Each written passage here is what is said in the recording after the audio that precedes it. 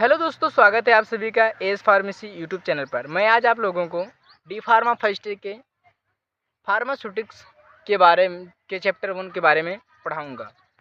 तो इसका इंट्रोडक्शन है। फार्मास्यूटिक्स फार्मेसी की एक ब्रांच होती है जो ड्रग की मैन्युफैक्चरिंग, डोजेज फॉर्म का मैन्युफैक्चरिंग, इवोल्यूशन एंड पैकेजिंग की जाती है, फार्मास्यूटिक्स कहलाती है। अब उसकी बात करते हैं history of the profession of pharmacy in India, relation to pharmacy education. अब बात करते हैं कि उसका हिस्ट्री क्या है, कैसा मतलब उसका रिलेशन रहा होगा फार्मेसी से। In ancient time Ayurvedic system of medicine was predominant Indian, यानी कि प्राचीन समय में आयुर्वेदिक मेडिसिन का उपयोग होता था। जो ये एलोपैथिक था इसका प्रचलन नहीं था। अब फिर अगला देखिए, allopathic system of medicine was brought into India by Europeans, यानी कि एलोपैथिक सिस्टम जो ऑफ मेडिसिन जो है यूरोपियन के द्वारा इंडिया में लाया गया। During 19th century of allopathic system of medicine was not predominant in India, यानी कि 19th सेंचुरी तक इसका जो एलोपैथिक ड्रग या सिस्टम था, मेडिसिन सिस्टम था, वो उतना प्रचलित नहीं था इंडिया में।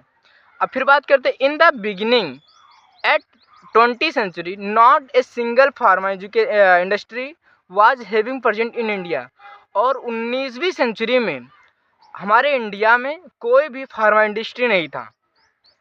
India imported drug and Europe, UK and German, यानी कि जो ड्रग है वो इंडिया में इंपोर्ट यूरोप, यूके और जर्मन से होता था। Late of few multinational companies started manufacturing at during in India. कुछ समय के बाद बहुत सी कंपनी स्टार्ट हुई, मैन्युफैक्चरिंग कंपनी जो ड्रग की मैन्युफैक्चरिंग करने लगी। उसके आगे देखिए, मैन्युफैक्चरिंग कंपनी बनने के बाद इंडियन गवर्नमेंट ने मेडिसिन की जांच करने के लिए ड्रग इंक्वायरी कमेटी की बैठक की या स्थापना की 1930 में, है ना, में, जिसके अध्यक्ष कौन थे? रामनाथ चोपड़ा जी थे। जो ड्रग जैसे कोई भी चीज़ होता है तो उसका एक कमेटी बैठाया जाता है कि हमारी ड्रग का क्वालिटी, क्वांटिटी सब कुछ चेक किया जाता है। इसके लिए उस समय जो उसके अध्यक्ष थे रामनाथ चोपड़ा जी थे। अब बात करते हैं ड्रग इंक्वायरी। फिर देखिए, ड्रग इंक्वायरी कमेटी की सिफारिश से 1948 में फार्मेसी एक्ट को बनाया गया, यानी कि इसका एक एक्ट बनाया गया जो था फार्मेसी एक्ट बनाया गया 1948 में।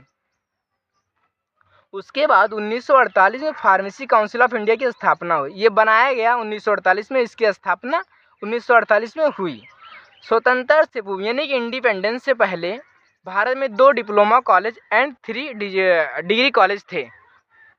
3 diploma course for druggist and chemist.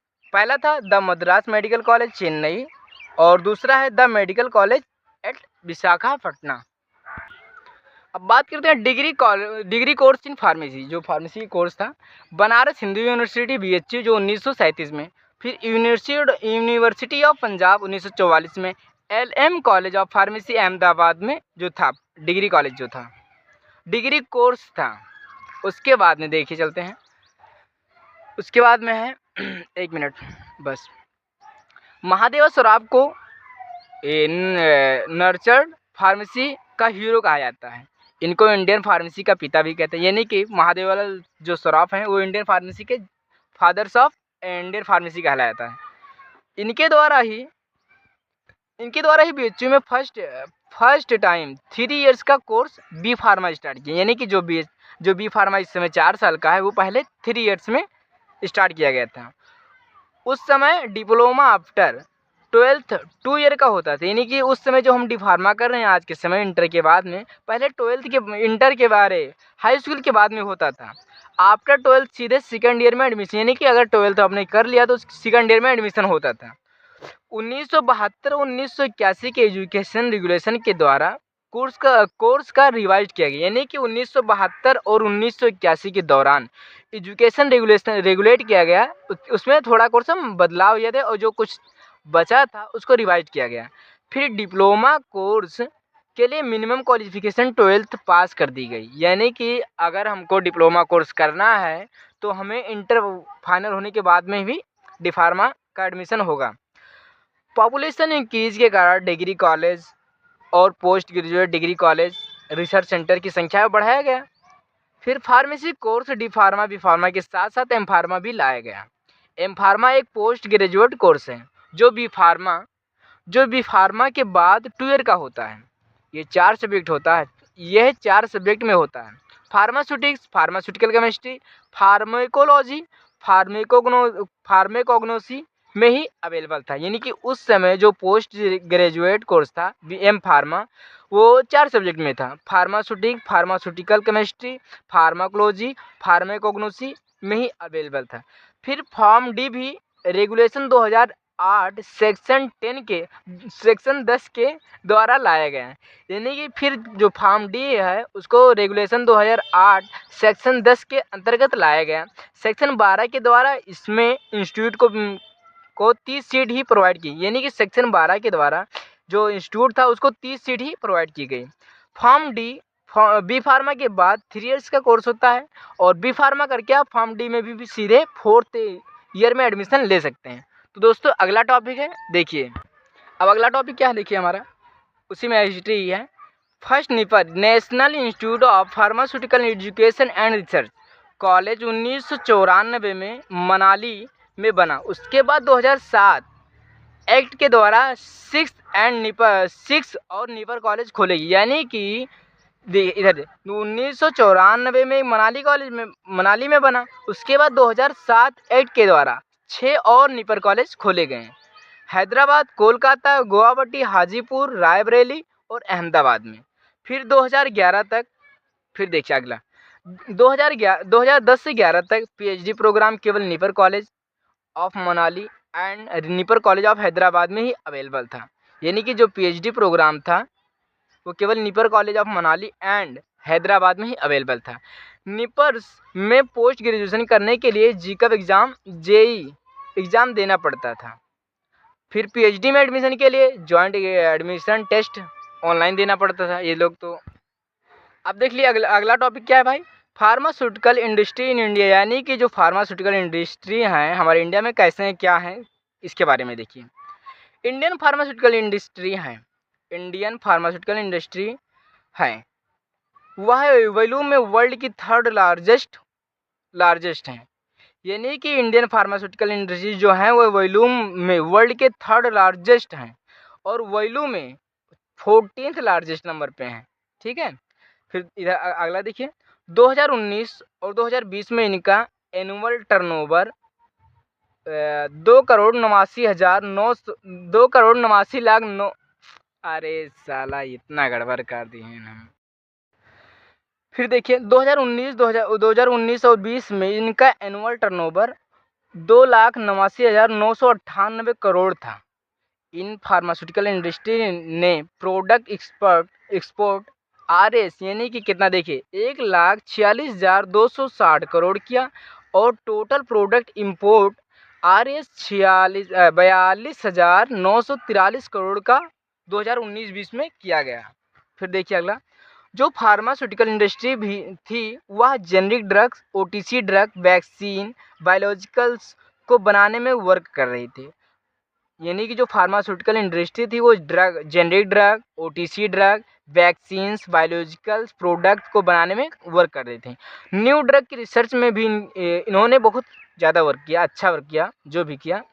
फिर उसके बाद में इंडिया डीपीटी यानी कि डिप्थीरिया, टेटनस एंड पर्टूसिस और मीजल्स वैक्सीन का ग्लोबल लीडर है। यानी कि इंडिया जो है डीपीटी, मीजल्स वैक्सीन का ग्लोबल लीडर है। सबसे ज़्यादा बना कर बेच रहा है इंडिया, जो हमारा है सबसे अधिक बनाकर बेच रहा है। उसके बाद में देखिए, India accounts for 60% eight global vaccine. जो इंडिया का जो अकाउंट है 60% ग्लोबल वैक्सीन का स्टोर या बनाकर बेच रहा है। ठीक, कुछ इंडस्ट्री हैं जो पब्लिक सेक्टर के लिए ड्रग मैन्युफैक्चर करने का वर्क कर रही हैं। एग्जाम्पल जैसे देखिए, Indian drug and pharmaceutical limited Haryana, Hindustan antibiotics limited Pune और Karnataka antibiotics and pharmaceutical limited, Bengal chemicals and pharmaceuticals limited Kolkata, Rajasthan drugs and pharmaceutical limited. अब अगला टॉपिक देखिए, अब बात करते हैं फार्मेसी प्रैक्टिस क्या होता है। फार्मेसी प्रैक्टिस मेडिसिन के यूज सेफ इफेक्टिव को कंफर्म करने के लिए फार्मिस्टों को द्वारा दी जाने वाली गतिविधि समूह है। यानी कि फार्मेसी प्रैक्टिस मेडिसिन की एक ऐसी फार्मेसी प्रैक्टिस मेडिसिन के यूज सेफ इफेक्ट को कंफर्म करने के लिए फार्मिस्टों के द्वारा बनाई गई एक समूह है या गतिविधियों का समूह है। इसमें क्या होता है, definition and importance, medication therapy management, patient counselling and education, medication safety and quality control, और उसके बाद में क्या है, medication distribution and supply chain management. अब बात करते हैं प्रोफेशन एसोसिएशन। इसका तीन टॉपिक है, international pharmaceutical federation, American pharmacist association, national association of board of pharmacy यानी कि NABP, इंडियन फार्मास्यूटिकल एसोसिएशन। उसके बाद में बात करते हैं pharmacy as a career. Pharmacy में कैरियर के बहुत अच्छा स्कोप है, जो कर रहा है बहुत ही खुश है और जो करने के लिए चाह रहा है वो भी बहुत ही खुश है। तो हम आइए दिखाते हैं।